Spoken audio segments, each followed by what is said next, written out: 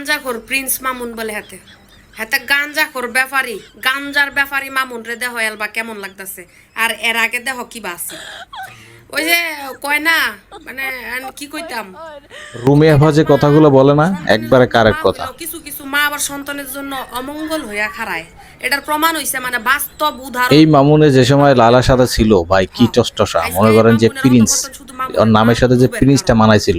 হ্যাঁ লুবের কারণ কি লেগে দেখো এই যে উপরে যে ছবি দেখতাছো এটা হইলো লাইলার লগে কিন্তু বর্তমানে মনে হয় কি জানেন, ওর নামের সাথে গাঞ্জাখোর মামুন এইটা মানায়, ওর সাথে আর প্রিন্স মানায় না।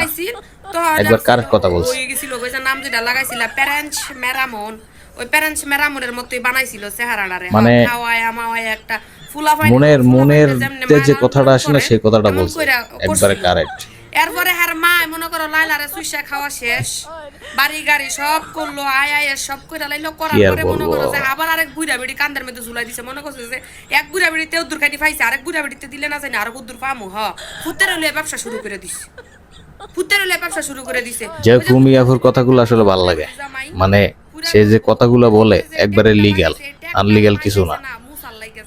মামুনের মা মনে করেন যে টাকার লোভী না থাকলে এই ছেলেটার আসলে ধ্বংস করতে পারে না, ছেলেটার পুরো ধ্বংস করে ফেলাইছে, বুঝছেন? মানে বুইরা বেডিগোর সাথে মনে করেন যে ছেলেরে রাখছে।